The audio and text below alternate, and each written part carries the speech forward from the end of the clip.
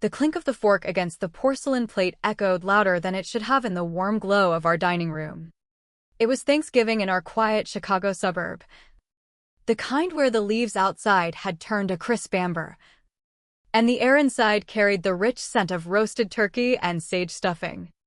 I, Emily Hayes, sat there in my faded college hoodie, hair tied back haphazardly after a long shift at the hospital, staring at my father across the table. Victor Hayes, with his salt and pepper hair and the wire-rimmed glasses he wore from his days as a philosophy professor, had just asked me that question. Is the money helping with your studies? His voice was casual, laced with that paternal concern he reserved for holidays. But the words hung there, heavy, like a storm cloud no one else seemed to notice. What money?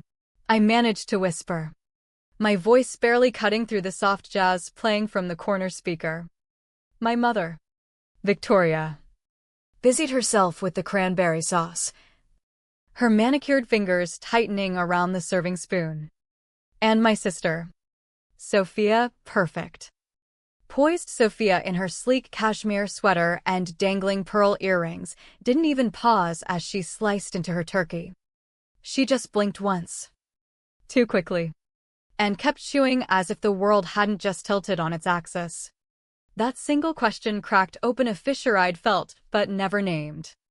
For months, I'd been grinding through med school at Northwestern, pulling double shifts as a nursing assistant to cover tuition after my scholarship fell through. I'd skipped meals, taped up my worn sneakers, and swallowed the pride of texting home for help only to get vague replies or none at all. You'll figure it out. You're our strong one, Victoria would say, her tone always laced with that mix of admiration and dismissal. But now, here at this table dressed in linen and pretense, the truth seeped out. There was money, a trust fund from our late uncle, meant for education, for futures like mine. And it wasn't reaching me. It was flowing elsewhere, into Sophia's world of LA networking events, designer portfolios, and influencer gigs. She was building her brand as a lifestyle consultant, posting sun-kissed photos from retreats I could only dream of affording. While I ate vending machine noodles in hospital basements, she sipped champagne on rooftops, captioning it all with gratitude to the best parents ever. The betrayal didn't hit like a scream, it whispered, slow and insidious, wrapping around my chest until breathing felt like an effort. I didn't explode then. Not yet. I picked up my fork, forced a bite of mashed potatoes that tasted like ash, and let the conversation drift to safer shores. Victor's latest book club pick, The Neighbor's Holiday Lights. But inside, the tension coiled tighter. Later that night, alone in my childhood bedroom with its faded floral wallpaper and the faint scent of lavender from Victoria's endless candles, I opened my laptop. The email from 2 days prior stared back at me, the one Victoria had accidentally forwarded. Meant for Sophia, this month's deposit for my shining star. Keep chasing those dreams. No such message for me. I scrolled through my bank app, downloading statements that showed overdrafts, late fees, and my own scraped-together transfers. Then I pulled up Sophia's Instagram. There she was, in Santorini last spring, toasting with a flute of bubbly. Couldn't do this without Mom and Dad's belief in me. The date matched the week I'd begged for textbook money and gotten radio silence.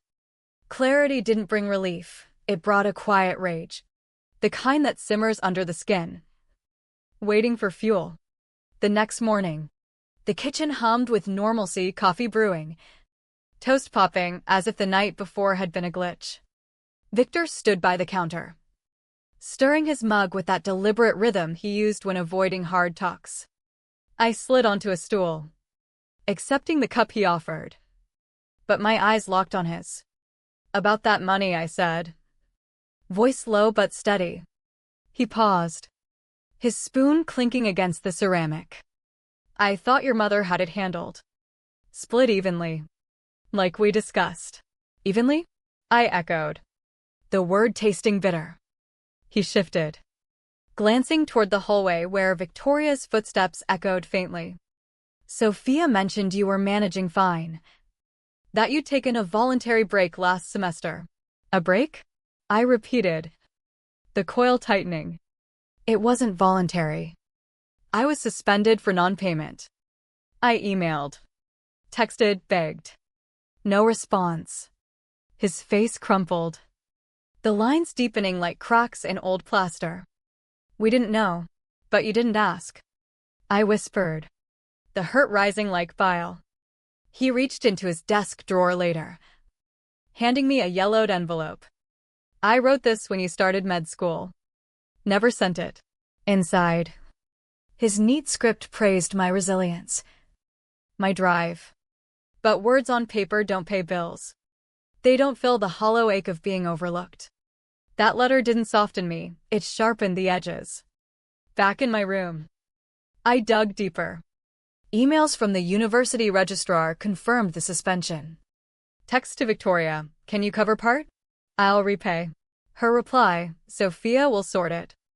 You're so independent, we're proud. Independent. The word they'd weaponized to justify neglect. I compiled it all, screenshots. Timestamps. Rejections from grants I'd been disqualified for because Victoria claimed equal family support on forms. Support that only flowed one way. While I patched my life with part-time gigs and pantry staples, Sophia jetted to conferences. Her watch gleaming Cartier. Her ring a fresh designer splurge. The pattern emerged. Not random but deliberate, my silence bought their peace. My strength was their excuse. The damning built slowly. Each discovery a brick in a wall of resentment that threatened to burst. By afternoon, the house felt smaller. The air thicker with unspoken accusations. I confronted Victoria in the hallway, stack of printouts in hand. Why the transfers only to her? She straightened, her eyes hardening behind that polished facade. Sophia needs more right now, building her network. Her future. You've always landed on your feet. Landed? I snapped, the tension spiking. I've been scraping by while you fund her glow-ups. Her lips pressed thin. Don't twist this.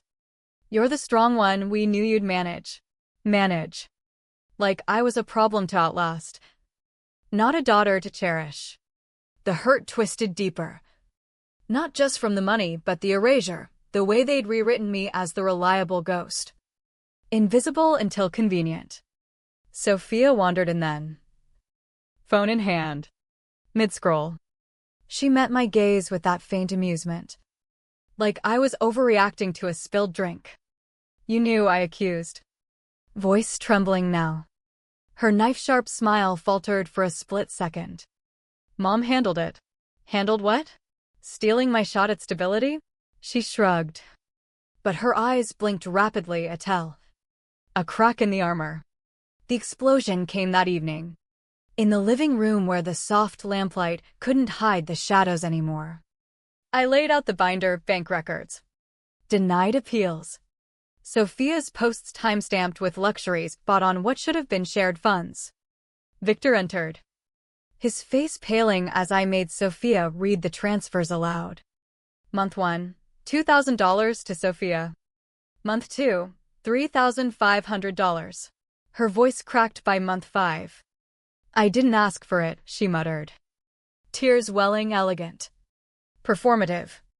But you took it. I shot back, the rage finally unleashing. You let them starve me so you could shine. Victoria intervened. Arms crossed. This brings shame on us all. No. I countered. Voice booming now. You did that by betting on my silence. Victor finally spoke. His quiet breaking like thunder. I signed off thinking it was fair. But this. He turned to Victoria. You let me believe she was fine. The room shattered into fragments of blame. Tears. And denials. Sophia's facade crumbled. Victoria's martyrdom rang hollow. And me? I felt the weight lift. Not in victory, but in the raw exposure of wounds I'd bandaged alone. But betrayal doesn't end with confrontation. The next day, a notification pinged, another overdraft on my account, followed by a green deposit alert for Sophia's conference fees. The audacity fueled me. I opened folders on my desktop, misallocated funds, ignored pleas, stolen credits. There were job applications where Sophia had used my resume details, tweaking them for her pitches. A partnership grant I'd drafted for a health initiative, now listed under her name in press releases. She'd even repurposed a vulnerable video I'd shared in confidence, a raw confession of my burnout, editing it into her podcast episode on normalizing struggle, her voice overlaying my pain like a filter. "You don't own sadness," she sneered when I called her out. "No, but I lived it," I replied, the fire in my veins turning to steel. I contacted legal aid in Chicago, drafting a query on trust misallocation and fraud. Not for revenge's thrill, but because silence had cost me enough: my health, my dreams, my trust in blood ties. The days blurred into a haze of quiet warfare. Sophia's empire began to fray, a grant revoked for misrepresentation, sponsors pulling back after audits. She showed up at my door one night, coat wrapped tight against the November chill. "This could ruin me. It already ruined me," I said flatly. Her apology came in a voice memo rambling, rewriting history, but I deleted it unheard. Closure isn't their words, it's my choice to move on. Victor acted too, transferring assets into a protected fund for my education, staring down Victoria's protests. "You acted alone, now correct it alone." She was stripped as trust executor, her quiet exits from family roles a hollow justice. He left soon after, packing without fanfare. "I stayed silent too long," he admitted, handing me a final note, acknowledgement, not absolution. I didn't celebrate. The price was steep: fractured bonds, the ache of what family could have been. But in my new apartment downtown, with its bare walls and chosen silence, I framed my med school reinstatement letter. Plants on the sill. A crooked bookshelf of my own making. No more carrying their lies. Justice whispered in the wind through open windows, not fireworks, but breath. I survived not despite the pain, but through naming it, claiming it. And in that, I found a peace they'd never given, the kind born from walking away, scars and all, into a story finally my own.